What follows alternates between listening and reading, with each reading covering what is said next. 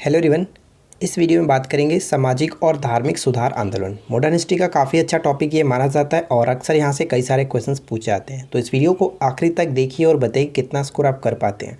अगर आपने इससे पहले के बाकी के मॉडर्न हिस्ट्री को टॉपिक को नहीं देखा जो हम क्राउन का सीरीज चला रहे हैं तो प्लेलिस्ट जा करके चेक कर सकते हैं। तो चलिए फिलहाल इस वीडियो को शुरू करते हैं। देखिए फर्स्ट क्वेश्चन है कि रामकृष्ण मिशन की स्थापना किसने की थी। रामकृष्ण मिशन की स्थापना किसने की थी? तो कह सकते हैं इसकी स्थापना स्वामी विवेकानंद ने किया था 1 मई 1897 को। कब किया गया था? 1 मई 1897 ईस्वी को, ये ध्यान रखिएगा। ठीक है, अब यहाँ पे कुछ और पॉइंट्स हम समझ लेते हैं। जैसे कि 1897 में इसकी स्थापना कहाँ पे की गई थी? तो पश्चिम बंगाल के वेलूर मठ में किया गया था। और स्वामी विवेकानंद के गुरु कौन थे? तो इनके गुरु का नाम था रामकृष्ण परमहंस, ये भी याद रख सकते हैं। और इनका जन्म कब हुआ था? तो विवेकानंद जी का जन्म जो हुआ था 1863, हम ये कह सकते हैं, और इनकी मृत्यु हुआ था 1902 में। ठीक है, ये ध्यान रखिएगा। और यहाँ से क्वेश्चन अक्सर पूछा जाता है कि इनका वास्तविक नाम क्या था। स्वामी विवेकानंद का वास्तविक जो नाम था नरेंद्र दत्त, ये ध्यान रखिएगा, नरेंद्र दत्त। और इनको जो ये नाम दिया गया था स्वामी विवेकानंद, ये किसने दिया था? तो खेतड़ी के महाराजा जो अजीत सिंह थे उन्होंने इनका नाम स्वामी विवेकानंद दिया था, या फिर कह सकते हैं कि उपाधि दी गई थी। तो इतने सारे पॉइंट्सों को याद रखेंगे। चलिए सेकंड क्वेश्चन देखिए। अगला पॉइंट कह रहा है कि हाली पद्धति संबंधित थी। हाली पद्धति संबंधित थी। तो इस प्रश्न का सही उत्तर होता है हाली पद्धति का संबंध बंधुआ मजदूर से। Option A will be correct answer. हम यहाँ पे पढ़ सकते हैं कि हाली पद्धति बंधुआ मजदूर या फिर बंधुआ मजदूरी से संबंधित है। हाली पद्धति के अंतर्गत बारदोली क्षेत्र में कपिलराज जनजाति के लोगों को उच्च जातियों के यहाँ पुश्तैनी मजदूर के रूप में कार्य करना होता था। इसी को हाली पद्धति कहा जाता था। नेक्स्ट क्वेश्चन क्या कह रहा है कि पिछड़े वर्गों का उत्थान किसका मुख्य कार्यक्रम था। पिछड़े वर्गों का उत्थान किसका मुख्य कार्यक्रम था। वीडियो अच्छी लगे, क्वेश्चन अच्छे लगे तो प्लीज़ वीडियो को लाइक कर दीजिएगा, दोस्तों के साथ शेयर कर दीजिएगा, और साथ ही साथ चैनल पे पहली बार आए, चैनल को सब्सक्राइब नहीं कर रखे तो सब्सक्राइब करके नोटिफिकेशन बेल को ऑन कर लीजिए। इस प्रश्न का सही आंसर हो जाता है सत्यशोधक समाज। सत्यशोधक समाज की स्थापना जो है किसके द्वारा की गई थी? ज्योतिबा फुल्ले के द्वारा 1873 में कह सकते हैं की गई थी, ये ध्यान रखेंगे। और ज्योतिबा फुल्ले की एक और पुस्तक थी जो कि काफ़ी फेमस रहती है, गुलामगिरी, अक्सर पेपर में देखने को मिलता है, याद रखिएगा। चलिए नेक्स्ट क्वेश्चन। 19वीं शताब्दी के धर्म और समाज सुधार आंदोलन ने जनसंख्या के किस वर्ग को मुख्यतः आकर्षित किया? तो मुख्यतः आकर्षित किया किसको? तो बुद्धिजीवी को, नगरीय उच्च जातियों को, और साथ ही साथ कह सकते हैं उदार राजवाड़े को। यहाँ पे करेक्ट आंसर हमारा होगा option D. 1, 2, 4 option D will be correct answer. ठीक है, आगे बढ़ते हैं। नेक्स्ट प्रश्न कह रहा है कि निम्नलिखित में से किसने महाराष्ट्र में प्रार्थना समाज की स्थापना की थी। बताइए कि प्रार्थना समाज की स्थापना किसने की थी। Right answer will be option A, Atmaram Pandurang. Option A correct होगा। सत्यशोधक समाज ने संगठित किया। सत्यशोधक समाज ने संगठित किया था। करेक्ट आंसर होगा ऑप्शन सी, महाराष्ट्र में एक जाति विरोधी आंदोलन। ठीक है, सत्यशोधक समाज की स्थापना ज्योतिबा फुल्ले ऑलरेडी हम ऊपर में देख चुके थे। वह बंगाली नेता कौन था जिसने सामाजिक धार्मिक सुधारों का विरोध किया और रूढ़िवादिता का समर्थन किया? तो इस प्रश्न का सही उत्तर हो जाता है राधाकांत देव। ऑप्शन ए करेक्ट है। नेक्स्ट प्रश्न बनता है कि निम्न में से किस वर्ग को सर्वप्रथम पश्चिमी सभ्यता ने प्रभावित किया था। सर्वप्रथम पश्चिमी सभ्यता ने प्रभावित किया था। तो करेक्ट आंसर होगा ऑप्शन सी, शिक्षित हिंदू मध्यम वर्ग। जितने भी क्वेश्चंस यहाँ पे लिए गए हैं वो कभी ना कभी एग्जाम्स में पूछे गए हैं, और इन्हीं में से एग्जाम्स में अक्सर क्वेश्चंस पूछे जाते हैं। तो इस टॉपिक्स को अच्छे से कवर कर लीजिएगा, इससे बाहर आपको एक्स्ट्रा चीज़ें नहीं पढ़ने की ज़रूरत होगी। दयानंद सरस्वती द्वारा स्थापित बताइए क्या है। दयानंद सरस्वती जी द्वारा स्थापित यहाँ पे निम्न में से कौन सा समाज था? तो दयानंद सरस्वती ने आर्य समाज की स्थापना की थी, ध्यान रखेंगे, आर्य समाज की स्थापना इन्होंने की थी। ठीक है, चलिए आगे बढ़ते हैं। नेक्स्ट वन है कि राधा स्वामी सत्संग के संस्थापक कौन थे। राधा स्वामी सत्संग के संस्थापक कौन थे? तो इस प्रश्न का सही उत्तर हमारा क्या होगा? राइट आंसर यहाँ पे ऑप्शन बी को टिक करेंगे, शिवदयाल साहब। ठीक है, शिवदयाल साहब। नेक्स्ट क्वेश्चन कह रहा है कि निम्नलिखित विवरण पर विचार कीजिए। यानी यहाँ पे पूरा पॉइंट्स अच्छे से पढ़ेंगे। जैसे 1853 में जन्मे, ये पश्चिमी भारत के पारसी थे। इन्होंने कह सकते हैं कि इंडियन स्पेक्टेटर और वॉइस ऑफ इंडिया के संपादक थे, और ये एक समाज सुधारक थे। और कह सकते हैं कि सम्मति आयु अधिनियम 1891 के पक्ष के प्रमुख संघर्षकर्ता थे। तो बताइए कि उपयुक्त जो पैराग्राफ है ये किसके बारे में है, ये किसके विषय में। तो इस प्रश्न का सही उत्तर हमारा हो जाएगा, कह सकते हैं कि बी एम मालाबारी। ठीक है, बी एम मालाबारी ऑप्शन हम बी को टिक करेंगे। देखिए चलिए इसके बारे में अच्छे तरीके से हम यहाँ पे डिटेल में बात कर लें ताकि आपको समझने में कोई दिक्कत ना हो। देखिए बहराम जी मेहरबान जी मालाबारी, अक्सर हम यहाँ पे बी एम मालाबारी कहते हैं। तो भारत के कवि थे, प्रकाशक थे, लेखक थे तथा समाज सुधारक थे और वे स्त्रियों के अधिकारों की रक्षा में प्रबल पक्षधर थे। उसी के साथ आगे बढ़ सकते हैं कि वॉइस ऑफ इंडिया का पहला अंक जो कि पहली तारीख सन 1883 को प्रकाशित हुआ था। और अक्सर आपको पता होगा कि वॉइस ऑफ इंडिया जो कि दादा भाई नौरोजी के साथ मैच करने को देता है, लेकिन ध्यान दीजिएगा अगर ऑप्शंस में बी एम मालाबारी हो तो वहाँ पे हम ऑप्शन बी एम मालाबारी को ही टिक करेंगे। क्यों, यहाँ पे पढ़ सकते हैं कि दादा भाई नौरोजी ने उनकी आर्थिक रूप से सहायता की थी तथा मालाबारी ने दादा भाई नौरोजी की अनुपस्थिति में उसे चलाने का उत्तरदायित्व स्वीकार किया। आर्थिक कठिनाइयों के कारण 1890, ठीक है, 1890 की पहली जनवरी से वॉइस ऑफ इंडिया को क्या किया गया कि इंडियन स्पेक्टेटर के साथ मिलान कर दिया गया, यानी कि एक दूसरे में मर्ज कर दिया गया था। ठीक है, तो इस चीज़ों को आपको अच्छे से याद रखना है। चलिए नेक्स्ट क्वेश्चन देखिए, शारदा अधिनियम के अंतर्गत लड़कियों एवं लड़कों के विवाह की न्यूनतम आयु क्रमशः कितनी निर्धारित की गई थी। शारदा अधिनियम के अंतर्गत गर्ल्स और बॉयज़ के जो विवाह की न्यूनतम आयु थी वो कितनी थी। तो सही आंसर होगा 14 वर्ष और 18 वर्ष, लड़कियों के लिए 14 वर्ष और लड़कों के लिए 18 वर्ष। सर्वेंट ऑफ इंडिया सोसाइटी की स्थापना किसने की थी। सर्वेंट ऑफ इंडिया सोसाइटी की स्थापना किसने की थी। तो इस प्रश्न का सही उत्तर होगा गोपाल कृष्ण गोखले। ठीक है, ऑप्शन बी को टिक करेंगे। गोपाल कृष्ण गोखले ने सर्वेंट ऑफ इंडिया सोसाइटी की स्थापना 1905 में की थी। किसको भारतीय पुनर्जागरण का पिता कहा जाता है। किसे भारतीय पुनर्जागरण का पिता कहा जाता है। तो यहाँ पे करेक्ट आंसर होगा राजाराम मोहन राय। ठीक है, राजाराम मोहन राय, ऑप्शन ए को टिक करेंगे। साथ साथ मैं आपको बता दूं कि दयानंद सरस्वती को भारत का मार्टिन लूथर के नाम से भी जाना जाता है। ये आपको याद रखना है क्योंकि ये भी पूछा गया है कई बार। वेदों के पुनरुत्थान का श्रेय किसे दिया जाता है। तो सही आंसर यहाँ पे हो जाएगा स्वामी दयानंद सरस्वती। ठीक है, ऑप्शन सी को टिक करेंगे। नेक्स्ट प्रश्न है कि इनमें से किस प्रख्यात समाज सुधारक ने ज्ञान योग, कर्मयोग और राजयोग नामक पुस्तकें लिखी हैं। तो कर्मयोग, ज्ञान योग और राजयोग नामक पुस्तकें किसके द्वारा लिखी गई है। नरेंद्र दत्त के द्वारा, यानी विवेकानंद जी के द्वारा। ए करेक्ट आंसर हो जाता है। नेक्स्ट प्रश्न देखिए क्या है कि महाराष्ट्र के किस सुधारक को लोकहितवादी कहा जाता है। ये क्वेश्चंस भी बहुत बार पूछा गया। एक्चुअली यहाँ पे जो भी क्वेश्चन है वो पूछा ही गया, तो ऐसा बिल्कुल नहीं कह सकते कि ये इंपॉर्टेंट है और ये इंपॉर्टेंट नहीं है। तो अच्छे से सारे क्वेश्चंस को याद रखना है, हो सके तो आप नोट्स बना करके इनको याद रखिए। चलिए, लोकहितवादी के नाम से हम किसे जानते हैं। गोपाल हरि देशमुख। ठीक है, D will be correct answer. Next point है कि भारत के प्रथम आधुनिक पुरुष किसे कहा जाता है। भारत का प्रथम आधुनिक पुरुष किसे कहा जाता है। तो इस प्रश्न का सही उत्तर होगा हमारा ऑप्शन सी, राजाराम मोहन राय को आधुनिक पुरुष के नाम से जाना जाता है। नेक्स्ट प्रश्न क्या है कि वेदों की ओर चलो किसने कहा था। बताइए कि वेदों की ओर चलो या फिर वेदों की ओर वापस लौटो का ये नारा जो है किसने दिया था, किसने ये बात ये कही थी। तो ये बात कही गई थी स्वामी दयानंद सरस्वती जी के द्वारा कि वेदों की ओर वापस लौटो, वेदों की ओर चलो। थियोसॉफिकल सोसाइटी की स्थापना किसने की थी। थियोसॉफिकल सोसाइटी की स्थापना जो किसने की थी। तो राइट आंसर यहाँ पे होगा मैडम व्लादिवोस्टोकी और आलकट। तो ये करेक्ट आंसर आपका हो जाता है ऑप्शन ए।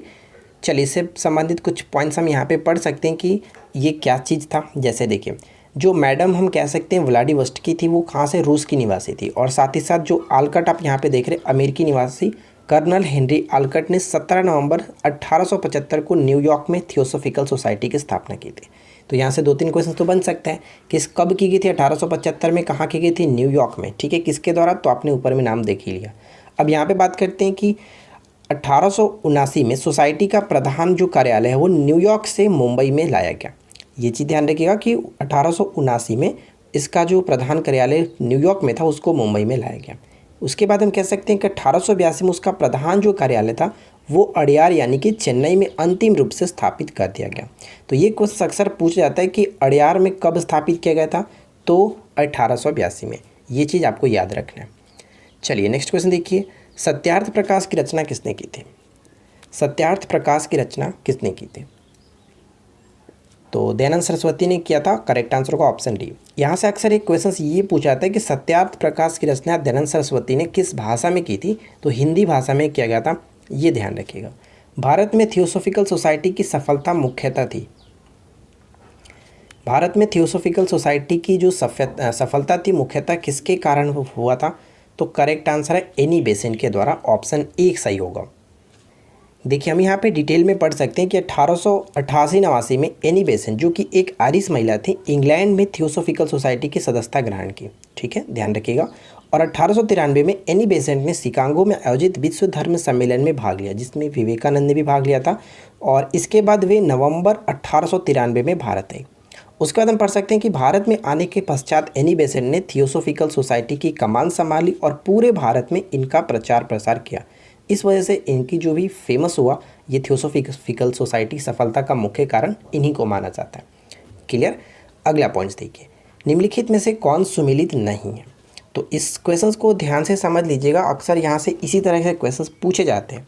अगर इस तरह से ना पूछा जाए तो सिंगल करके भी पूछा जाता है, तो ध्यान में रखना है। चलिए हम यहाँ पे बात करते हैं कि कौन सा सुमेलित नहीं है। तो ब्रह्म समाज की स्थापना राजा राम मोहन राय ने किया था, आर्य समाज दयानंद सरस्वती ने किया था, रामकृष्ण मिशन की स्थापना स्वामी विवेकानंद ने किया था, जबकि थियोसॉफिकल सोसाइटी हम लोगों ने देखा था ये पॉइंट गलत है, क्योंकि मैडम ब्लाडीवोस्टोकी और कह सकते हैं कर्नल अलकाट ने किया था, तो ये महादेव गोविंद रानडे के साथ गलत है। इस वजह से ऑप्शन डी को यहाँ पे टिक करेंगे। क्लियर। अगला पॉइंट्स, राजा राम मोहन राय को राजा की उपाधि किसने दी थी? ये क्वेश्चन भी बहुत बार पूछा गया। राजा राम मोहन राय को राजा की उपाधि किसने दी थी? तो ये जो राजा की उपाधि दी गई थी अकबर द्वितीय ने दिया था, ऑप्शन हम बी को टिक करेंगे। अब यहाँ पे मैं आपको बता दूँ कि अकबर द्वितीय कौन था। देखिए अकबर द्वितीय को अकबर शाह द्वितीय के नाम से भी जाना जाता है और भारत का अंतिम द्वितीय मुगल सम्राट था, यानी कह सकते हैं कि सेकेंड लास्ट। और इनका कार्यकाल क्या था? 1806 से 1837 तक इन्होंने शासन किया था। ठीक है। और अगर हम एक दूसरे तरफ से देखें तो ये किसके पुत्र थे? शाह आलम द्वितीय का ये पुत्र था, और कह सकते हैं कि बहादुर शाह जफ़र, यानी कि जिसको हम लोग बहादुर शाह द्वितीय कहते हैं, उसका ये पिता था। तो आई होप कि आपको ये डाउट्स क्लियर हो गया होगा। और साथ ही साथ यहाँ पे जो राजा आप देख रहे हैं, राजा की उपाधि अकबर ने भी एक दिया था। ठीक है, राजा की उपाधि अकबर ने भी दिया था। और किसे दिया था?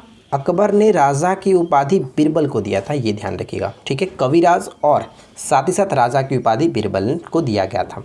ठीक है, जबकि बीरबल का वास्तविक नाम महेश दास था। ये पॉइंट्स आपको पता होगा। चलिए नेक्स्ट क्वेश्चन, निम्नलिखित संगठनों में से किसने शुद्धि आंदोलन का समर्थन किया? शुद्धि आंदोलन का समर्थन किसने किया था? आर्य समाज ने शुद्धि आंदोलन का समर्थन किया था। नेक्स्ट पॉइंट है कि the age of consent act किस वर्ष पारित हुआ? The age of consent act जो कब पारित किया गया था? 1891, ऑप्शन बी को टिक करेंगे। यहाँ पे पढ़ सकते हैं कि the age of consent act 1891 में पारित हुआ। इस समय गवर्नर जनरल कौन थे? लैंसडाउन थे, ये ध्यान रखिएगा। और इसके समय में ही केंद्रीय विधान परिषद की सदस्यता की संख्या में वृद्धि करने की बात की गई थी और परोक्ष रूप से निर्वाचन प्रणाली की व्यवस्था की गई थी। और यहाँ पे पढ़ सकते हैं कि इस अधिनियम के तहत, यानी कि the age of consent act के तहत 12 वर्ष से कम आयु के लड़कियों के विवाह पर रोक लगा दी गई थी। ठीक है, चलिए अगला पॉइंट देखिए, राजा राम मोहन राय की समाधि कहाँ पर स्थित है? राजा राम मोहन राय की समाधि कहाँ स्थित है? तो सही आंसर होगा ऑप्शन सी, ब्रिस्टल इंग्लैंड में। ठीक है, ब्रिस्टल इंग्लैंड में। अगला प्रश्न ये कह रहा है कि निम्न में से किसने कहा था अच्छा शासन स्वशासन का स्थानापन्न नहीं है? अच्छा शासन स्वशासन का स्थानापन्न नहीं है, ये बात किसने कही थी? ये बात कही गई थी स्वामी दयानंद सरस्वती जी के द्वारा, सी को टिक करेंगे। नेक्स्ट क्वेश्चन कह रहा है कि निम्नलिखित में से कौन एक सुमेलित नहीं है? तो चारों पॉइंट्स को अच्छे से पढ़िए और बताइए कि कौन यहाँ पे गलत तरीके से मैच किया गया। प्रार्थना समाज की बात करें तो आत्माराम पांडुरंग बिल्कुल सही है। आत्मीय सभा की बात करें तो देवेंद्रनाथ टैगोर, यहाँ पे ये पॉइंट्स गलत हो गया, क्योंकि आत्मीय सभा जो कह सकते हैं राजा राम मोहन राय ने स्थापना किया था, ये पॉइंट्स गलत है। इस वजह से ऑप्शन बी को टिक कर सकते हैं। भारतीय ब्रह्म समाज की बात करें तो केशव चंद्र सेन बिल्कुल सही है। राधा स्वामी सत्संग, तो ऊपर हम लोगों ने देखा था राधा स्वामी सत्संग जो कि शिव दयाल साहब, तो आप यहाँ पे कहेंगे कि तुलसीराम, ये भी गलत हो जाएगा। लेकिन फ्रेंड्स मैं आपको बता दूं कि तुलसीराम जो था उनका वास्तविक नाम था, यानी कि ये बिल्कुल सही है, इसमें कोई दिक्कत नहीं। तुलसीराम जो था वो शिवदयाल साहब का ही वास्तविक नाम हुआ करता था, तो यहाँ पे कोई दिक्कत नहीं है, ये बिल्कुल सही है, यानी करेक्ट आंसर ऑप्शन हम बी को टिक करेंगे। तो इस चीज़ को ध्यान रखिएगा, ऐसा ना हो कि आप गलती करके आओ एग्जाम्स में। चलिए नेक्स्ट क्वेश्चन, निम्न में से किस व्यक्ति ने सर्वप्रथम स्वराज शब्द का प्रयोग किया और हिंदी को राष्ट्रभाषा माना? स्वराज शब्द का प्रयोग सबसे पहले किया और हिंदी को राष्ट्रभाषा माना सबसे पहले किसने? तो करेक्ट आंसर है स्वामी दयानंद सरस्वती जी, बी को टिक करेंगे। देखिए नेक्स्ट क्वेश्चन कह रहा है कि निम्नलिखित में से कौन एक सही सुमेलित है? तो चारों पॉइंट्स को अच्छे से पढ़िए और बताइए कि कौन एक अच्छे तरीके से सुमेलित किया गया, बाकी तीन तो गलत ही है। भारतीय ब्रह्म समाज की बात करें तो ऊपर हम लोगों ने देखा था, इसके बारे में भारतीय ब्रह्म समाज से संबंधित केशव चंद्र सेन है। तत्वबोधिनी सभा की बात करें तो यहाँ पे हमारा देवेंद्रनाथ टैगोर होगा, ये पॉइंट्स भी गलत है। सत्यशोधक समाज स्टार्टिंग में ही देखे थे, ज्योतिबा फुले, जो कि कह सकते हैं ये पॉइंट्स भी हमारा गलत होगा। तो सही है the servants of India society के संस्थापक की बात करें तो Gopal Krishna Gokhale, D will be correct answer. Next प्रश्न है कि भारतीय ब्रह्म समाज के संस्थापक थे। भारतीय ब्रह्म समाज के संस्थापक अभी कई बार हम लोगों ने बात कर लिया, Keshav Chandra Sen, C correct answer है। नेक्स्ट प्रश्न की निम्नलिखित को कालानुक्रम में रखिए, बताइए कि कौन पहले थे, उसके बाद उनको कालक्रम के अनुसार सजाना है।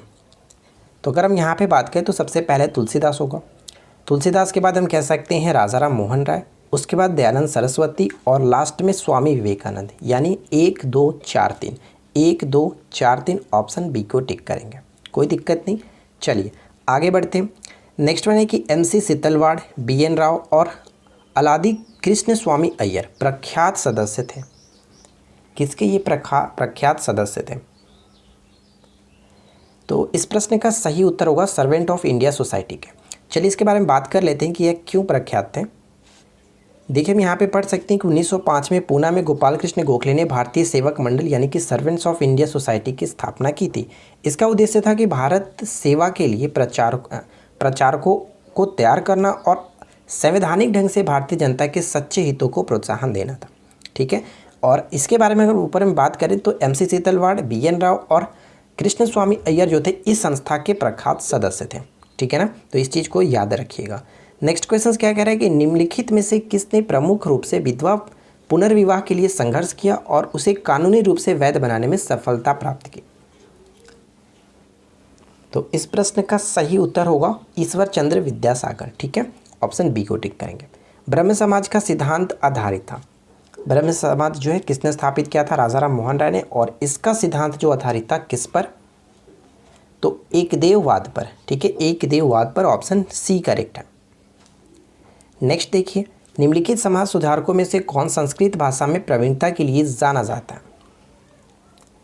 संस्कृत भाषा में प्रवीणता के लिए जाना जाता है, तो प्रश्न का सही उत्तर होगा ऑप्शन डी, उपरोक्त सभी, यानी दयानंद सरस्वती भी और ईश्वरचंद्र विद्यासागर, राजाराम मोहन राय भी, यानी तीनों का तीनों यहाँ पे करेक्ट है। 1924 का बंगाल का तारकेश्वर आंदोलन निम्न में से किसके विरुद्ध था? ये क्वेश्चंस बहुत इंपॉर्टेंट बन जाता है। तारकेश्वर आंदोलन का संबंध जो है वो किसके विरुद्ध था? तो मंदिरों में भ्रष्टाचार के विरुद्ध था, ऑप्शन हम ए को टिक करेंगे। और ध्यान दीजिएगा, कभी कभी पूछा जा सकता है कि तारकेश्वर आंदोलन का नेतृत्वकर्ता कौन थे? तो स्वामी सच्चिदानंद, जो कि ध्यान रखिएगा Swami Sachchidanand. Clear. Next question, Rajaram Mohan Roy ने निम्न में से किसका विरोध नहीं किया था? राजाराम मोहन राय ने निम्न में से किसका विरोध नहीं किया था? तो उन्होंने पाश्चात्य जो शिक्षा थी इसके बारे में उन्होंने विरोध नहीं किया था। नेक्स्ट क्वेश्चन देखिए कि इनमें से कौन सा कथन सही नहीं है? ठीक है, तो बताइए कि कौन सही नहीं है। तो 1829 में विलियम बेंटिंग ने राजाराम मोहन राय के सहयोग से ही सती प्रथा का कानून द्वारा अपराध घोषित किया गया, बिल्कुल सही। 1856 में सरकार ने कानून बनाया जिसके तहत हिंदू विधवा पुनर्विवाह कर सकती थी, बिल्कुल सही है। और 1875 में स्वामी दयानंद सरस्वती ने आर्य समाज की स्थापना की थी, ये पॉइंट्स पे बिल्कुल सही है। तो गलत यहाँ पे होगा ऑप्शन डी, क्योंकि राजाराम मोहन राय जो थे सती प्रथा के विरोधी थे, ना कि समर्थक थे। ठीक है, चलिए अगला पॉइंट देखिए, ब्रह्म समाज, रामकृष्ण मिशन और आर्य समाज में क्या समानता थी? तो इन तीनों में क्या समानता थी? तो हम कह सकते हैं कि तीनों ही राजनैतिक उद्देश्यों के लिए नहीं बने, लेकिन तीनों ने ही देशभक्ति की भावना में भावना के विकास की सहायता दी थी। तो इस वजह से ये तीनों में एक दूसरे से जो कि कह सकते हैं समानता थी। नेक्स्ट प्रश्न कह रहा है कि 1843 के एक्ट ने किस बात को गैर कानूनी बनाया? दास प्रथा का उन्मूलन हम कह सकते हैं, गुलामी प्रथा का उन्मूलन किया गया था 1843 में। अगला प्रश्न है कि किसने कहा कि यदि भगवान अस्पृश्यता को सहन करते हैं तो मैं उन्हें कभी भगवान नहीं मानूंगा? ये क्वेश्चन बहुत बार रिपीट हुआ है, तो इस प्रश्न का सही उत्तर हमारा होगा बाल गंगाधर तिलक। ठीक है, बाल गंगाधर तिलक ऑप्शन हम बी को टिक करेंगे। चलिए आगे बढ़ते हैं। नेक्स्ट क्वेश्चन देखिए क्या कह रहा है। एक चीज़ शायद आपको ना पता हो लेकिन मैं आपको बता दूं फ्रेंड्स कि बाल गंगाधर तिलक जो थे इनको भारतीय राष्ट्रवाद का भागीरथ ऋषि भी कहा जाता है। क्या कहा जाता था?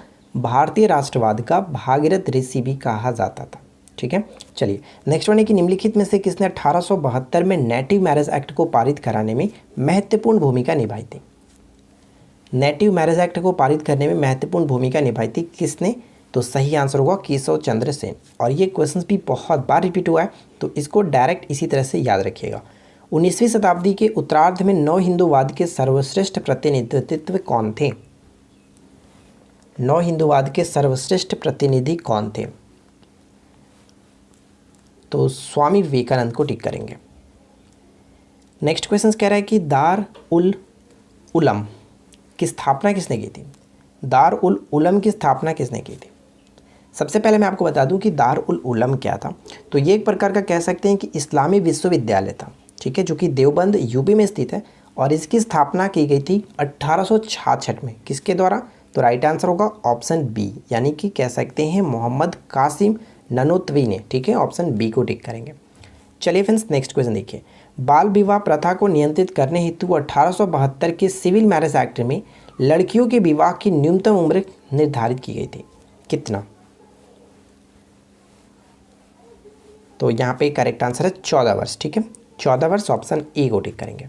नेक्स्ट प्रश्न है कि स्वामी विवेकानंद ने शिकागो में आयोजित पार्लियामेंट ऑफ वर्ल्ड्स रिलीजन में भाग लिया था, धर्म सभा में भाग लिया था, धर्म सभा आंदोलन जो हुआ था तो कब लिया था? तो ऊपर हम लोगों ने ऑलरेडी देख चुका था 1893। ठीक है, ऑप्शन हम सी को टिक करेंगे। तो देखिए फ्रेंड्स यहाँ पे 48 MCQ मैंने आपके साथ शेयर किया, जो कि इससे बाहर आपको ज़्यादा इस टॉपिक से रिलेटेड कुछ भी पढ़ने की ज़रूरत नहीं है। इतना आप कवर कर लेते हैं, याद रखते हैं तो एग्जाम्स में डेफिनेटली काफ़ी आसानी से आप क्वेश्चंस को सॉल्व करके आ सकते हैं। तो वीडियो कैसी लगी नीचे कमेंट्स करके ज़रूर बताइएगा। वीडियो अच्छी लगी हो तो लाइक कर दीजिए, दोस्तों के साथ शेयर कर दीजिए और चैनल पर पहली बार है तो सब्सक्राइब करके नोटिफिकेशन बिल को ऑन कर लीजिएगा। क्यूज का क्वेश्चन आपकी स्क्रीन पर दिख रहा होगा, बताइएगा कि निम्नलिखित में से कौन सुमेलित नहीं है। ठीक है, तो हम मिलते हैं किसी और वीडियो में नेक्स्ट टॉपिक के साथ। Thanks for watching. Keep watching. Keep learning. Have a good day.